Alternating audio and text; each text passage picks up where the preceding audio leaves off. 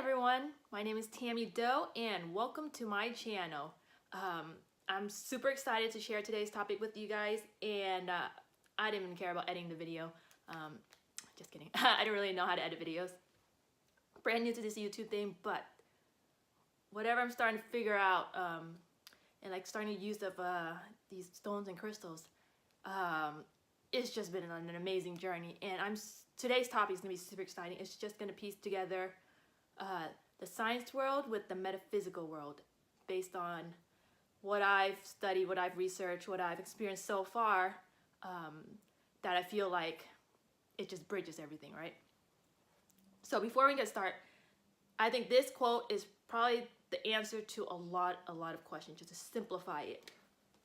And try to remember this, have it ingrained in your mind, right? So it's gonna be where attention goes, right? So whatever we focus on,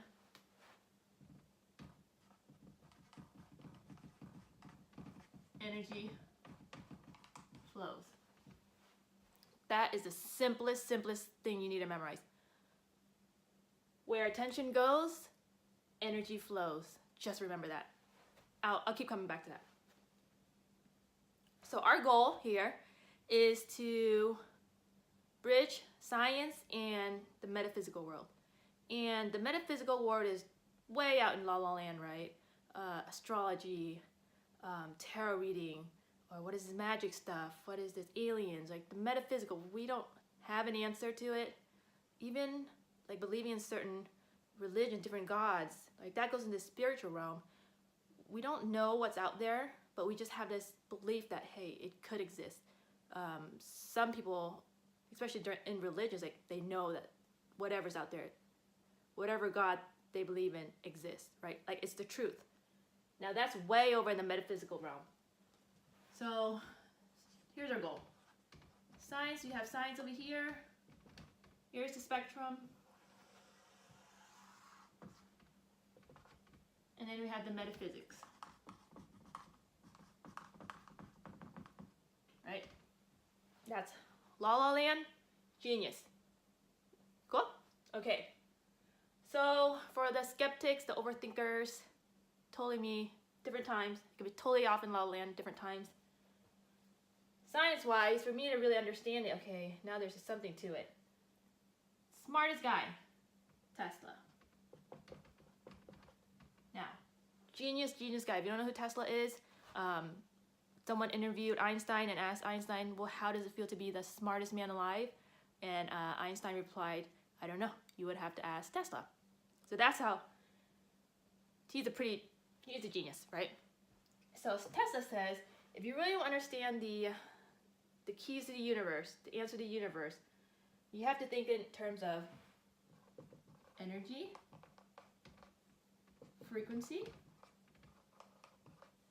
vibration. Awesome. So what does that even mean? I have no idea. That he's on a genius level. We haven't really yet decoded him. Metaphysics. Now, how can we relate to metaphysics? I would say spiritual side, The Law of Attraction was the first book that I've ever read. That was a spiritual book that I was like, whoa, this is really cool. Like I can learn to manifest and attract things just by thinking about it. Oh, that is super cool. Now, Law of Attraction, here Law of Attraction says that in order, right, you just visualize it. Visualize what is it that you want. So let's visualize it.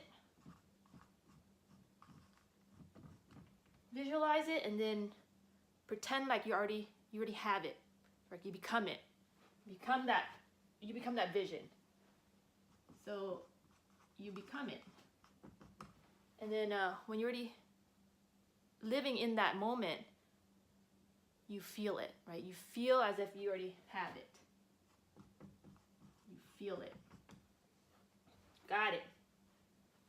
Has anybody here tried the Law of Attraction and it worked?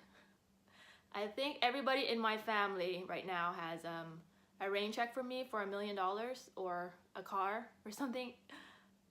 I practiced, I studied, and it was probably one of my favorite books, The Secret, The Law of Attraction. And I could just never figure it out. Like, how do you manifest? Like, I get it. Like, visualize it, feel it, like, pretend like you already have it. And then I don't have it. So that's like way, way out there. You feel like, oh my God, it does exist, but you just don't know how to figure it out. Like, break it down. How did you make it work? Okay. Super spiritual, super science. Okay, now let's enter the next wave. People are trying to break it down even more. So here we have Einstein. Came along and he said, hey, what Tesla's trying to say is it energy is E equals mc squared? What is E equals energy? Okay, if we can figure out how energy is, well, m is mass, okay, and then c squared is the speed of light.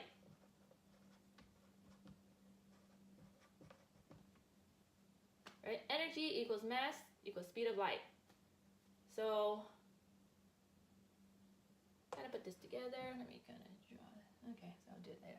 Okay, so cool. Who else here understands that? That's still in the genius realm. I'm probably way over here, closer to this side, but sometimes over here. So, okay, great. Einstein broke it down a little bit more, but I still don't understand it, right? Okay, I can't speak for any of you guys. I still don't understand that. Now, let's go to metaphysical world. If anybody familiar with the Abraham Hicks teachings? So, Abraham Hicks.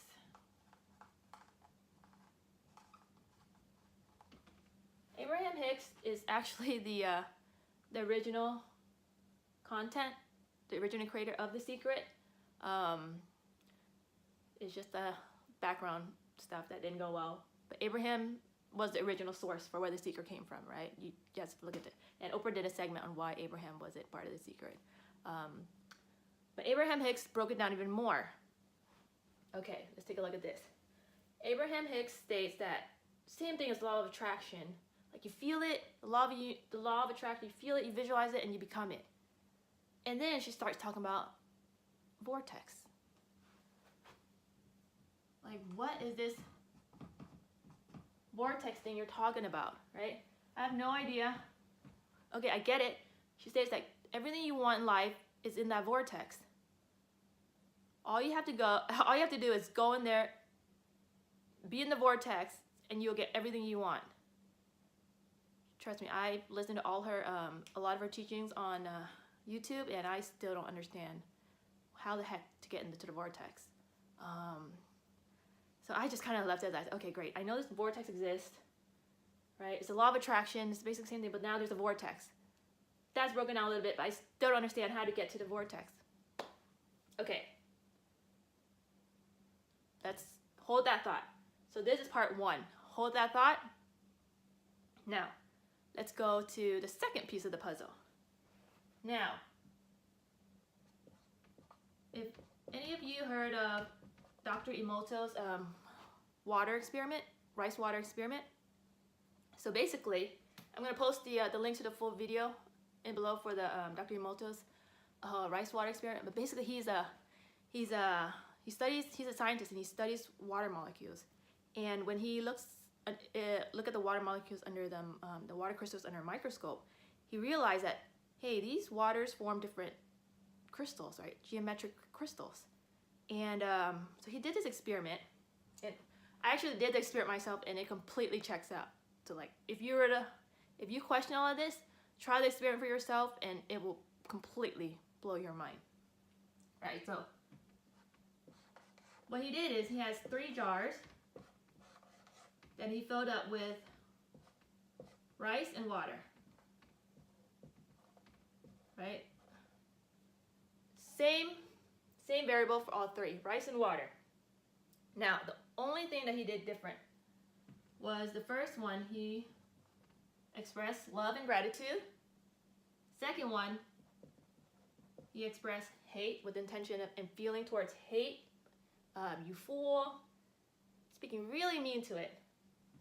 Third one, he ignored. So, 3 rice a jar, same thing. First one, he goes to it every day. He did it for 30 days. He says, I love you. He's grateful, gratitude to the first jar. You fool, I hate you. Second jar. Third one, he acknowledged, he completely ignored. So after 30 days of doing this experiment, he came back. So the first one, the jar, actually fermented and had this like beautiful aroma of the smell of rice and water, right? Fermented rice. And when he looked at it under a telescope, and I'm going to show you a picture, it's just this beautiful snowflake crystal, right? It has a geometric shape, and it was just complete. It was beautiful, right? And then he's like, great. And then he went to the second jar, and the second jar was actually black, or starting to mold. And when he looked at it under the microscope, it had the water crystals were broken apart. It was in chaos. And he thought, that's weird, because basically all 3 things has the same variable. The only difference is different intentions and different feelings. So this one was chaos. Like it turned it black. Now, the third one that he completely ignored, this one actually molded. All 3, same variable. Only thing different is his intention and his words and the feeling towards it. Now, what does that tell us? What does this conclude? Oh man. So what it included is nobody acknowledges the middle child, because this is middle child sin. You see how we are affected? We've been ignored our entire lives. So think of how it affects us, right? Because our body is made up of 70% water. And if you guys are ignoring us, did you even know that there's a National Middle Child's Day? No, I bet you didn't, right? It's okay, nobody remembers. But how does that affect us where we're made of 70% water? And it's just the craziest thing, right? And so what is that? So the more of the story is, water has memory. Whatever intention you put, I came to realize that the third eye, or the pineal gland, science says pineal gland. I mean, what's it called? Our third eye. Scientific side says third eye. Spiritual. It exists. I don't care what the skeptics say, but it completely exists, and it will blast open your sixth sense. Yeah, you would just have to experience it. So pretend it is. So he says water has memory. So if our body is made of 70% water, and our intentions, right? Our intentions from our third eye is what I think it is. Our intentions are our feelings. Like when we focus, because remember, where attention goes, energy flows. Pretend like you're focusing on something really, really hard, right? You start seeing particles build up. And then the more you focus on it, the more it's going to become, it's more than it's going to come to life. And if you focus on it long enough, give your attention long enough, it's going to start taking form. And the more attention, the more it's going to become reality. And that, my friend, is the key to manifestation. Where attention goes, energy flows. If you put your focus and your attention in your feelings, right? Because the end goal is your feelings. That's where all the manifestation is. If you feel it and you keep focusing and visualizing it, it's going to manifest. Check this out. So 70% water. Now, what does water have to do with anything? I want you to check out this video from my buddy, Journey of Curiosity, and it just blew my mind. So, if you see when light hits water at a certain vibration, right? Is water is like vibrating really slow. When light hits it, it's going to turn a certain color. Now, if water is vibrating a little bit faster, lights hit it, it's going to turn a different color. So check this video out. It has the heart. This is the chakra of the heart, right? Because when light hits it at this certain frequency, it turns green. Okay, now check this out. Thanks to my buddy at Journey of Curiosity for doing this awesome experiment. This is basically water vibrating at 528 hertz, right? This frequency is vibrating at a certain frequency, and when light hits it, it turns the color green. So the frequency is 528 hertz, which is the color of our heart chakra. And when light hits it, it turns green. How crazy is that? Now this one is vibrating at 432 hertz, which is known as the frequency of the universe, right? Everything that exists in the universe is vibrating at 432 hertz. Like everything, that's why we're connected to everything, is vibrating at 432 hertz. And if you look at the color, it's the color purple, which is the color of our crown chakra. And it connects us to divine because everything is connected. And that's where we get it from. We're all one. And so, what does it say? When light hits water, it turns a different color, depending on the frequency, right? And it's the color of the rainbow. Now that brings us to our chakras. How do you think chakras got their colors? The sun is hitting us, water, at a certain frequency, is going to turn into that color. So here is our really handsome man, right? We have 7 different chakras. Crown, third eye, throat, got the heart, one in the stomach, another one in the stomach, and then our base. What are chakras? Chakras are energy portals. They're energy vortexes. Wait a minute. Does that vortex word sound familiar?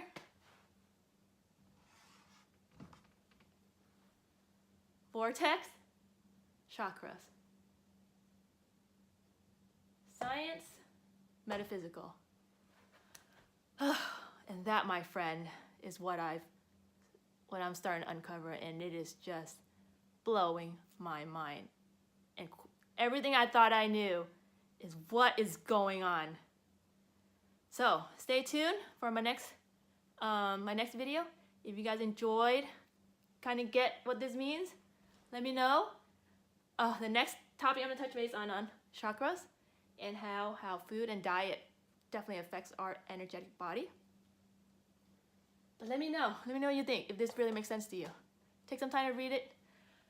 I'm gonna post a video for Dr. Emoto on the bottom below, but happy Thanksgiving, you guys. This is a great time to be alive. This is awesome. You guys take care. Tammy Doe, signing off.